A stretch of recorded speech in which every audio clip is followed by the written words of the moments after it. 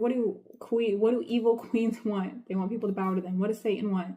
He wants people to bow down to him. He wants people to worship him. Jezebel wanted to be worshipped.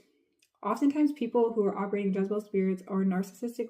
They want to be worshipped. That's why oftentimes they seek out fanfare.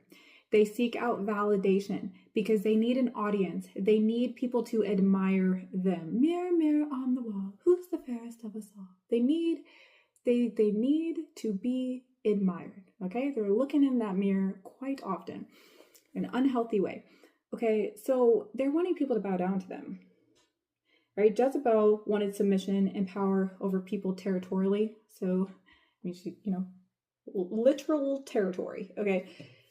Nowadays, people want that. They want power over others, and typically they want power over people's emotions because for whatever reason, it makes them feel better about themselves. I don't know. I think there's probably a lot that could go into that. That could be a whole nother topic. But yeah, I put why because they are ultimately unhealed, insecure, don't have good groundwork with the Lord. I mean, I think a lot of it can just be in that, but they're open the door and operate through someone. Okay, so when people are unhealed, insecure, they don't have good grounding with the Lord, they're opening themselves right up to an attack to be used by the enemy. But yes, war is not against flesh and blood. All right, but spirits have to have a source.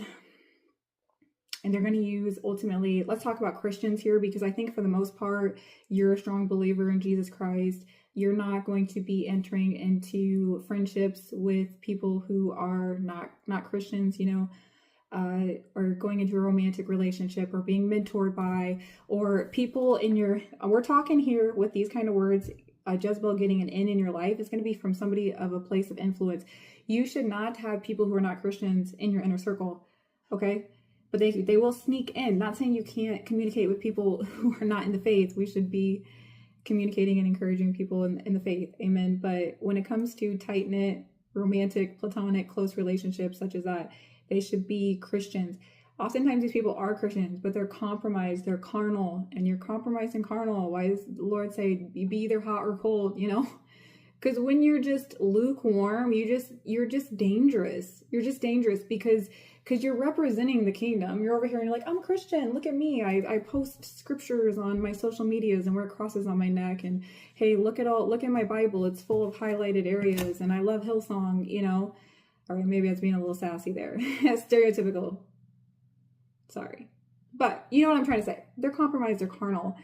And they're dangerous because they're trying to represent Jesus and saying, well, I'm a believer, but they're opening the door to be used by demons.